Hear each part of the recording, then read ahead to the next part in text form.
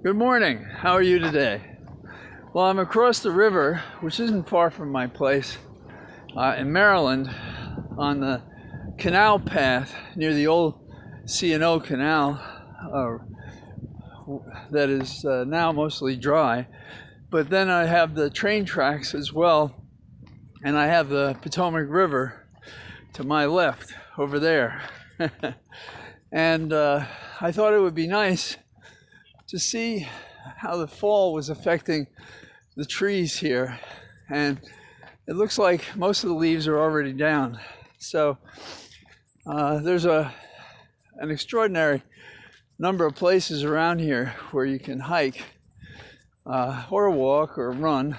And one of them is near where John Brown was brought down. And you can go up to the Maryland Heights, which at different times were taken in the Civil War by the North and the South.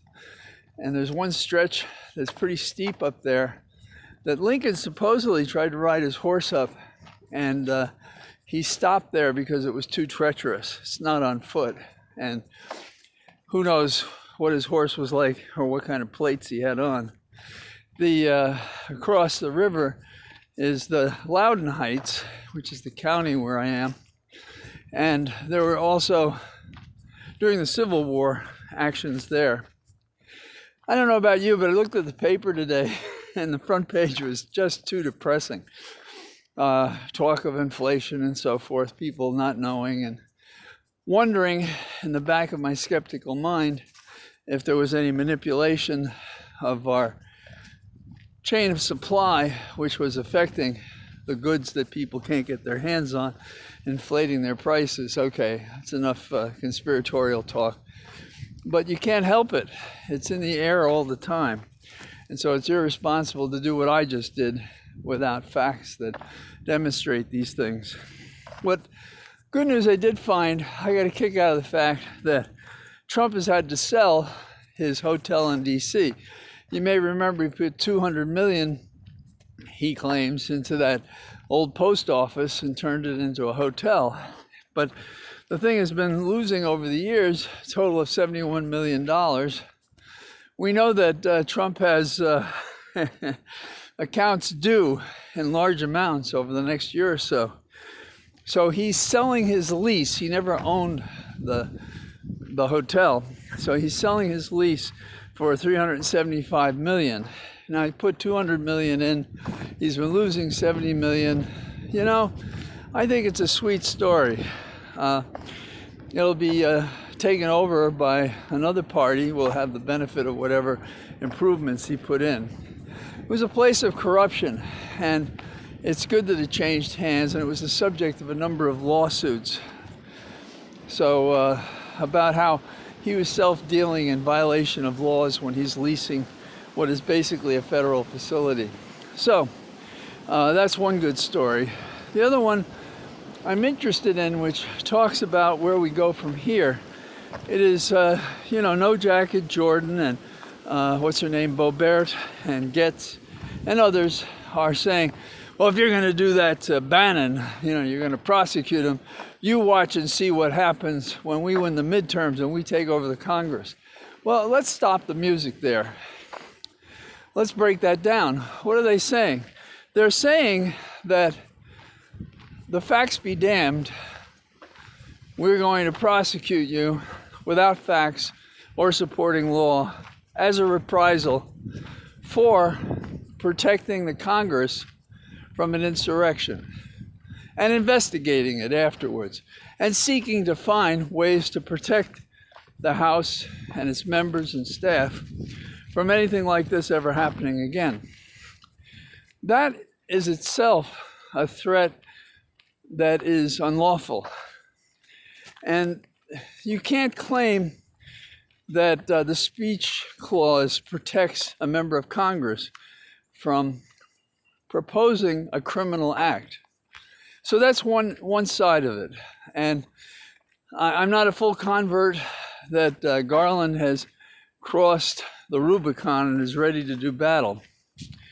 And that is kind of what Caesar did. He crossed the Rubicon with arms, which was a violation of history and tradition. Well, we're not talking about arms. We're just talking about enforcing the law. What is the remedy if we should lose to Congress? The remedy is to appoint a prosecutor now for the very real crimes that we're dealing with.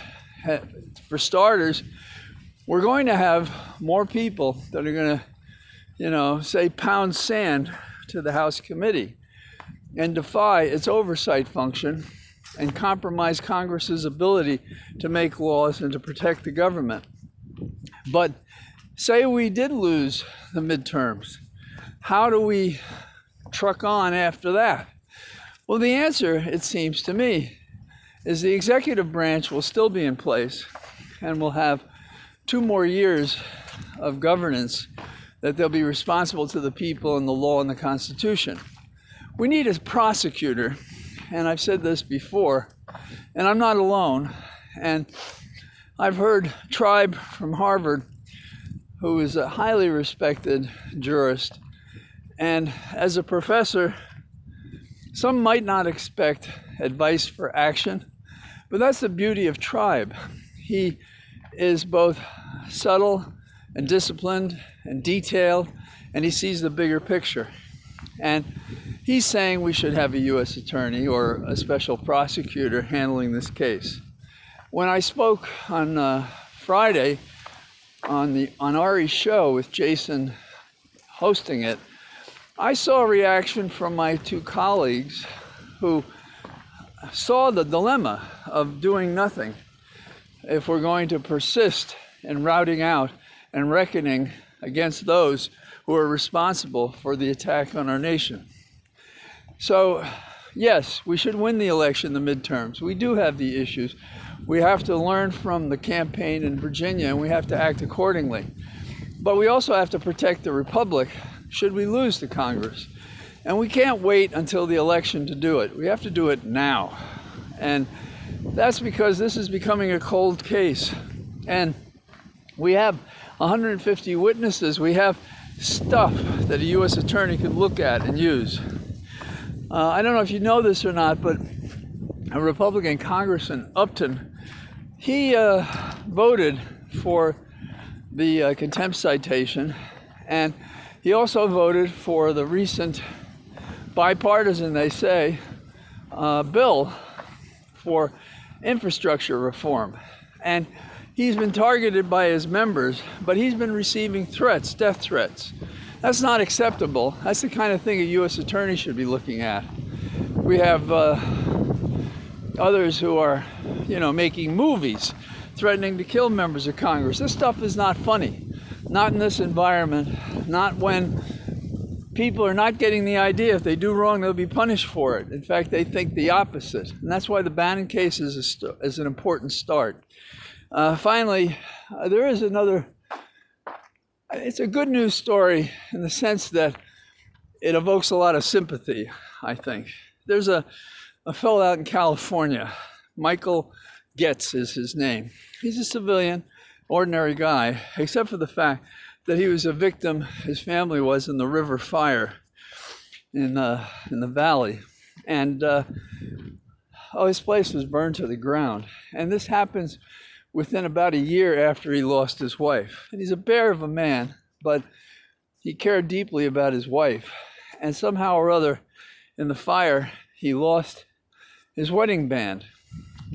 And so his son, who sensed it would be helpful, convinced his dad to come back and go through the debris from the fire.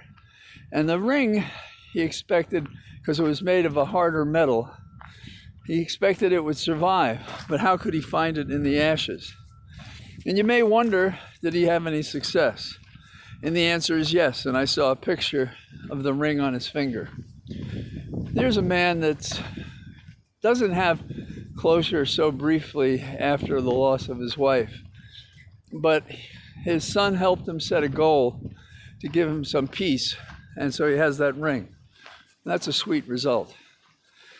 That a man who could be married as many years as they were could still have that affection and devotion. So I leave you with that. I'm on the trail. Talk to you tomorrow. Bye-bye.